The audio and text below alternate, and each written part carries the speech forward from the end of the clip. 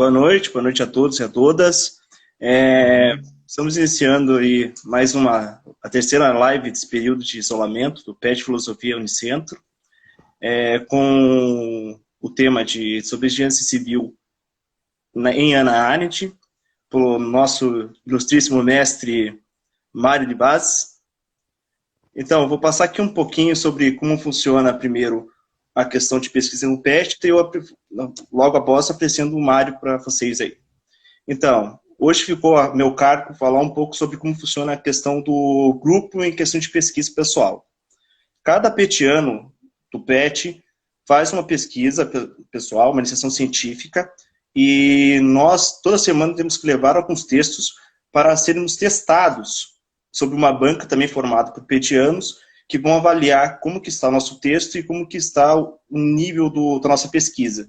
Isso é extremamente importante para o nosso crescimento como pesquisador. E isso é um ponto positivo para nós, e até foi um ponto positivo para o nosso palestrante hoje, que foi participante do PET nos anos de 2016 e 2017, os últimos anos da graduação de filosofia, na Unicentro mesmo. Fez o mestrado na UniOeste, no Instituto do Oeste do Paraná, nos anos de 2018 e 2009, graduando-se em mestre de filosofia, e hoje ele está cursando doutorado na Universidade Federal do Paraná. Os principais temas que ele trabalha são ação, violência, revolução e desobediência civil em Hannah Arendt. Então, Mário, temos aí um período de 1 hora para você falar sobre suas pesquisas, sobre o assunto, que é o tema, né? Daí abriríamos outra live, já que o Instagram só tem 1 hora para live. Então vamos abrir outra live para perguntas. Então, quem quiser mandando pergunta, pode ir mandando, a gente está anotando as perguntas, e elas serão respondidas na outra live, depois que a gente fechar essa e abrir a outra. Quanto à questão dos certificados, a cada 5 minutos, um integrante do PET vai colocar o link nos comentários. Vocês acessam ele, preenche os dados, e ali a gente emite um certificado sobre as lives. Tudo bem? Pode começar, Marião. Estamos lá. Antes de qualquer coisa, eu gostaria só de agradecer publicamente o convite do PET, agradecer você, Silvestre, o Diego, o Bruno e todos os outros integrantes do PET que eu não conheço porque são novos, entraram depois que eu saí, mas cumprimentando vocês e o professor Gilmar, eu gostaria que o meu cumprimento se estendesse a esses outros petianos também. E o PET, que é um grupo que eu tenho muito carinho e devo muito ao tempo que eu passei no PET aí, muito do que da minha pesquisa, ela se desenvolveu, ela já tomou alguns contornos aí no PET mesmo, né? A partir dessas reuniões semanais de encontro, onde a gente discutia os temas.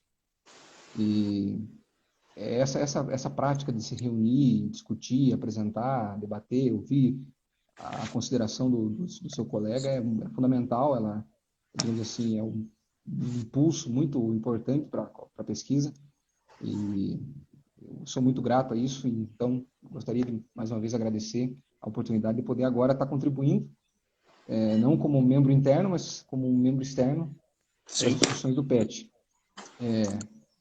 O tema da desobediência civil, eu tive a oportunidade de trabalhar ela num capítulo da minha dissertação de mestrado, e o que eu gostaria de falar hoje vai, de certa maneira, ser baseado naquilo que eu desenvolvi na pesquisa do mestrado, mas eu gostaria também de pegar alguns elementos externos ao texto da Arendt, alguns acontecimentos políticos, melhor dizendo, que dos últimos dias para cá ensejaram mais uma vez o interesse pela desobediência civil.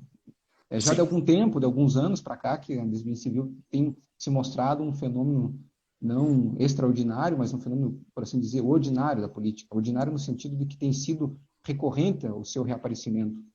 E isso é um ponto que comprova, digamos assim, a intuição básica da Arendt, que a desobediência civil ela iria cumprir um papel importantíssimo na política, não só dos Estados Unidos, mas como uma espécie de indicativo de uma política geral de todos os países democráticos. A desobediência civil ela iria se tornar, como ela diz logo na abertura do ensaio, o evento proeminente daquelas últimas décadas, 60, 70 nos Estados Unidos, em decorrência das manifestações por direitos civis, protestos contra a guerra do Vietnã e uma série de outros eventos que mobilizaram a população norte-americana, e não só nos Estados Unidos, mas ela vai mostrar também que isso foi um evento sentido na Europa, no leste europeu, na França. Então, é como se aquelas condições, aquele horizonte, aquele contexto estivesse repetindo mais uma vez. E as intuições de Arendt, eu acredito, podem ajudar a gente a pensar a desobediência civil. Então, por isso que eu acho que o título da minha fala seria melhor dizer pensar a desobediência civil não em Arendt, mas a partir de Arendt. Né? Pensar o que ela pode nos ajudar a compreender da desobediência civil. E caso você queira perguntar alguma coisa, Silvestre, ou trazer alguma pergunta, pode me interromper a qualquer momento. É que é um ponto interessante mesmo, porque eu estudo a questão um pouco do estado de exceção, né? Que seria a outro lado da moeda, meio que análogo, né? É quando o Estado passa, é um fenômeno que acontece nas democracias. Sim. E do outro lado tem também a questão de desobediência civil ou direito de resistência, né? Que seria isso. O povo vai por fora dos direitos, porque ele sai um pouco das leis, porque não tem lei que preveja isso. O povo ir contra as instituições. E nesse momento que a gente vive mesmo uma crise das instituições, é um tema muito em alta, ainda mais agora com os casos que estão acontecendo nos Estados Unidos com a questão do racismo, né?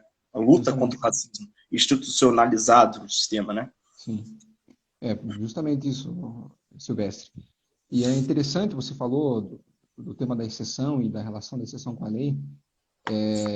Esquematicamente falando, a desobediência civil em Arendt estaria muito mais próxima de um estado de emergência. Ela fala isso logo no encerramento do ensaio sobre a desobediência civil.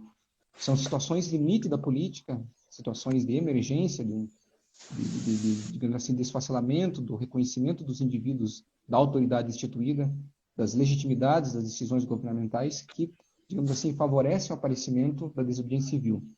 E o estado de exceção em Arendt estaria mais próximo de um contexto revolucionário. Mas tanto a desobediência civil quanto a revolução em Arendt compartilham uma mesma base, uma mesma noção de poder, que é a noção da comunidade, quando um grupo unido, pautado por uma opinião comum, por um compartilhamento de interesses com relação ao mundo, decidem acessar a esfera pública. É essa a grande mensagem, a grande compreensão da Arendt acerca da desobediência civil. Por que eu estou falando isso? Porque ela dedica basicamente metade do ensaio dela para mostrar a, digamos assim, ineficácia do paradigma jurídico e da insistência de relacionar a desobediência civil com a objeção de consciência, de um lado, e, do outro lado, relacionar a desobediência civil com a transgressão criminosa. E é o que a gente percebe isso muito claramente, pelo menos no Brasil e também nos Estados Unidos. A insistência em se tratar da desobediência civil não como um fenômeno coletivo, não enquanto um fenômeno que depende da maioria daqueles que agregam o fenômeno, mas buscar tratar os participantes como indivíduos, né? Ou seja, desagregá-lo daquele grupo para aplicar a eles a punição cabível.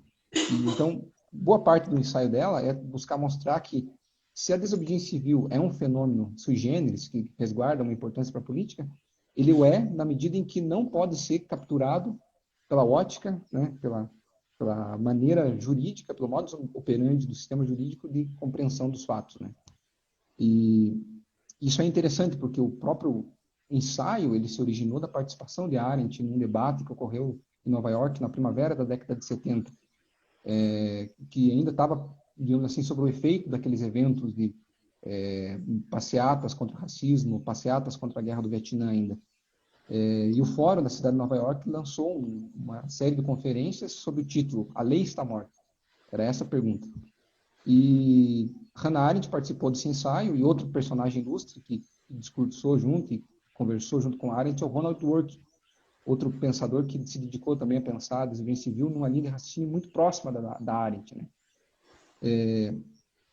E a Arendt é a participante que então busca destoar daqueles que participaram da série de conferências, buscando trazer à tona então o que seria o elemento, digamos assim, positivo da desobediência civil e buscando caracterizar ela de uma maneira não jurídica, mas política, né?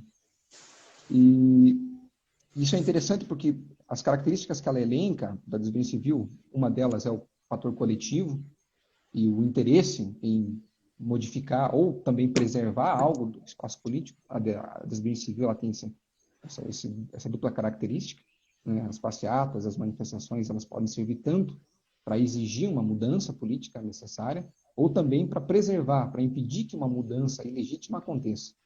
Mas tanto uma quanto a outra possibilidade depende da coletividade daqueles que participam.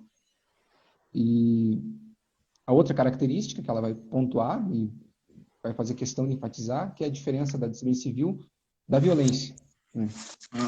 A desobediência civil, para Hannah Arendt, necessariamente não pode se utilizar da violência como uma maneira de publicizar a sua causa e a sua pauta política.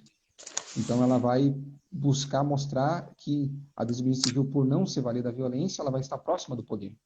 Ou seja, a violência e as características que ela denota da violência não serviriam como critérios para analisar a desobediência civil. Por isso, a insistência dela em mostrar que analisar a desobediência civil por um prisma jurídico seria, digamos assim, descaracterizar o poder que está por detrás da desobediência civil. E quando a gente pensa, então, a questão da violência e desobediência civil, o interessante é que são dois temas que ela descreve no mesmo contexto. São os mesmos fenômenos, os mesmos acontecimentos políticos que motivaram ela a refletir tanto sobre a violência, tanto quanto sobre a desobediência civil. Então, são duas reflexões que, por mais que dentro do corpus teórico de Arendt surjam como ensaios distintos e livros separados, mas, digamos assim, são uma mesma gama de fenômenos que fazem com que ela reflita tanto sobre a violência quanto a desobediência civil. Então, ela vai, digamos assim, mostrar que a desobediência civil é um fenômeno, digamos assim, político, por definição. Não há como pensar a desobediência civil sem pensar a política, e não há como pensar a política sem pensar, digamos assim, acontecimentos de desobediência civil. Mas ela também vai mostrar que, por ser um fenômeno relativamente novo, ela, digamos assim, data a desobediência civil no Turreau. Ela vai discutir um pouco com o Turreau e vai falar que a desobediência civil é um fenômeno norte-americano, por ter sido o Turreau o grande, digamos assim, o arauto da desobediência civil no cenário político. Por mais que ela critique o Turreau e fale que, bem, o Turreau não pode servir como exemplo, o melhor exemplo de desobediência civil, porque o Turreau ele fala da desobediência civil dentro do âmbito da consciência do indivíduo. Ele fala que a desobediência civil em Turreau ela permanece restrita àquilo que o indivíduo isolado percebe de injusto no mundo, e nessa compreensão particular e individual do indivíduo, ele decide descumprir uma norma jurídica, né? Então, por mais que mostre, olha, o Turreau digamos assim, o primeiro a falar de desobediência civil, aquele que inaugura o tema dentro do vocabulário político, ele não serviria muito bem para compreendermos o que é a desobediência civil, né? Outro que ela também vai afastar como modelo de compreensão da desobediência civil é o próprio Sócrates também, na segunda parte do ensaio. Ela não concorda muito bem naquela máxima do Sócrates de que, bem, seria melhor sofrer uma injustiça do que cometer uma injustiça. Ela vai falar isso é mais um indicativo de que princípios de consciência ou de validades morais, eles não são muito adequados para você compreender um movimento coletivo, onde depende da concordância de muitos e não da validade de regras individuais da consciência, né? Mas, enfim, essas distinções que ela faz são importantes porque ela vai mostrar, então, que a desobediência civil precisa ser caracterizada de alguma maneira. E ela precisa ser caracterizada porque ela incide sobre questões muito radicais na política, né? Uma delas é justamente questionar o critério de legitimidade das decisões tomadas por um determinado governo. A desobediência civil traz à tona a pergunta pela validade e pelo limite da autoridade política instituída. E essas questões, elas lançam uma espécie de névoa a respeito do fenômeno da desobediência civil, né? Muitas vezes impossibilitam a gente compreender o que está em jogo na própria desobediência civil. Mas então, falando um pouco mais sobre a crítica que ela lança à ideia de desobediência civil e a distinção que ela faz da objeção de consciência, ela vai mostrar então que o modus operandi da tradição do pensamento jurídico, e essa é uma crítica que ela traz no próprio texto, ela não serve como uma lente para a gente compreender a desobediência civil. Porque, como eu falei, aquilo que, dentro do parâmetro da esfera jurídica, ou da filosofia do direito, por assim dizer, o que impera é você tomar um indivíduo isoladamente e buscar aplicar a ele uma pena, digamos assim, cabível ao ato cometido, né? Ou seja, você tem que assumir que o transgressor ele precisa bem dizer o seu castigo, ou seja, ele tem que estar disposto a aceitar a punição do seu ato de transgressão, né? Então ela vai dizer, bem, mas aí você acaba neutralizando a desobediência civil. Se por um lado você isola o indivíduo e por outro você aplica uma espécie de punição automaticamente ao ato cometido. E também é essa premissa que vai fazer com que a desobediência civil acaba sendo confundida com a violência, né? Quando você isola e busca tratar do indivíduo como um transgressor separadamente, você acaba confundindo a desobediência civil com violência, ou melhor dizendo, acaba utilizando os parâmetros da violência criminosa, da transgressão, até mesmo do terrorismo para analisar a desobediência civil. Então ela mostra toda uma série de críticas possíveis que poderiam ser lançadas ao parâmetro da filosofia do direito como um modelo de compreensão da desobediência civil. Outra coisa que seria interessante destacar é que essa dificuldade dos juristas de compreender, de trazer à tona o verdadeiro significado da desobediência civil, então justamente a dificuldade dos juristas de buscar justificar pelo direito a violação do direito, né, e abarcar apropriadamente a natureza desse fenômeno. Não é possível, de acordo com Arendt, você analisar a desobediência civil através da ótica do direito, porque, em suma, o acontecimento da desobediência civil é a violação de alguma norma legal, é o descumprimento de algum estatuto, é o não cumprimento de alguma norma jurídica. Então, essa seria uma outra, digamos assim, dificuldade intrínseca ao paradigma jurídico de compreensão, né, da desobediência civil. E ela lamenta, então, que o debate até então tenha sido conduzido justamente pela perspectiva dos juristas, dos advogados e também dos sociólogos a respeito do tema, né? É tratar o que seria do direito legal, que não é legal. Justamente. É extrajurídico. Sim. Não tem como você legitimar e fazer uma lei para revolta de desobediência civil, porque ela não se encaixaria. Você não estaria fazendo não estaria agindo com desobediência se tivesse uma regra dizendo que você poderia agir daquele modo. Perfeitamente. Complicado. E esse é o grande dilema que ela destaca, né, quando você tenta analisar a desobediência civil pelo prisma jurídico, né? Ou você opera, de um lado, a criminalização, utiliza os critérios da violência, do terrorismo, do anarquismo para caracterizar a desobediência civil, ou do outro você desemboca no paradoxo de tentar justificar pela lei um ato que, por definição, é a transgressão da própria lei. Mas ficamos como, então? Né? Ficamos nesse espaço de indeterminação. O que é a desobediência civil? E esse é um dos, digamos assim, dos elementos que favorecem uma compreensão política da desobediência civil, que é o que a Hannah Arendt vai tentar mostrar mais para frente no seu ensaio, né? Bem, outra crítica que a Hannah Arendt ela vai lançar a esse mesmo paradigma jurídico é, então, a insistência de utilizar a imagem do objetor de consciência como o modelo de análise da desobediência civil. Mas a Hannah Arendt vai falar também bem, a imagem do objetor de consciência ela serve até certo ponto para compreendermos a desobediência civil, mas não é o modelo, digamos assim, necessário ou o modelo válido de compreensão. Justamente porque o objetor de consciência ele vai se utilizar de critérios privados, né, derivados da sua compreensão, da sua consciência, para realizar o ato, né? E aqui eu gostaria de fazer uma breve citação da Arendt, que ela discorre a respeito desse ponto, né? Ela vai falar o seguinte, que ela está comentando justamente a utilização dos juristas do modelo de objeção de consciência para analisar a desobediência civil. E ela fala o seguinte: o problema legal e político com tal justificativa é duplo. O primeiro, né, é que essas regras de consciência do objetor de consciência não podem ser generalizadas. Para conservar a sua validade, elas têm que sempre ser subjetivas. Uma coisa com a qual eu não possa conviver não pode molestar com a consciência de outro homem, né? Não se transfere um incômodo para outra pessoa. O segundo problema, e talvez o mais sério, é que a consciência pressupõe não somente que o homem possui inata faculdade de discernir o certo e o errado, quanto confunde percepção com pensamento. Apesar de sabermos que o ser humano é capaz de pensar e manter comunicação consigo mesmo, não sabemos quanto se entregam a esta desvantajosa empresa.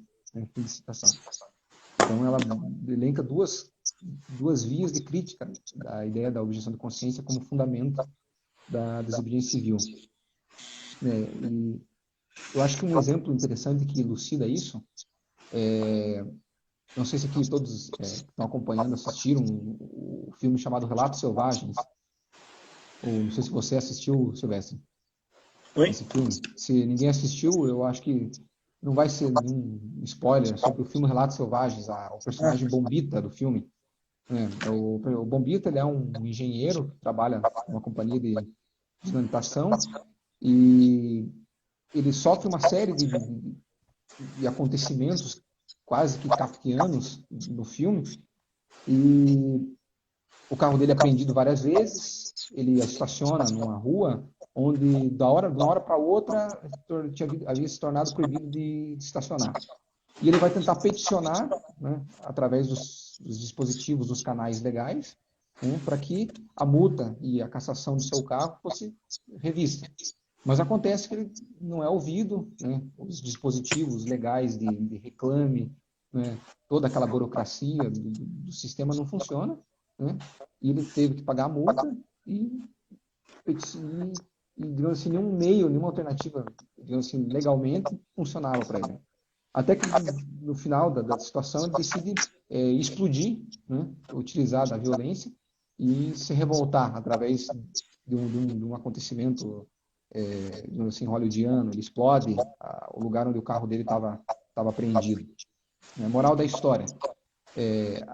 Por mais que a revolta do personagem Bombita do filme Relatos Selvagens fosse justificável, né, claramente ele estava sofrendo uma injustiça, o processo de cassação do seu carro e a multa que ele sofreu eram injustas, né, a lei que foi aplicada sobre ele não era uma lei legítima, a maneira com que ele se revoltou contra essa disposição jurídica se valeu da violência e se pautou, acima de tudo, por critérios da consciência individual do Bombita. Né? Tanto que no final da situação, né, ele teve que, digamos assim, bendizer o seu castigo, por assim dizer. Aconteceu dele ter sido punido e foi preso. Então, é essa a crítica de Arendt. Quando você se movimenta por critérios individuais da consciência para realizar um descumprimento de alguma lei, por mais que esse descumprimento seja justo ou legítimo, existe a dificuldade da comunidade política na qual esse indivíduo se insere reconhecer a validade desse movimento de descumprimento e transgressão. Né? Marião, eu vou dar uma pausa agora, vou tentar fechar a live e abrir ela de volta, porque está dando muito eco. Eu vou ver se eu consigo resolver esse problema. Mesmo se essa Beleza, parte da live vai estar salva lá, tá? Sim, sem problema. Pode chamar.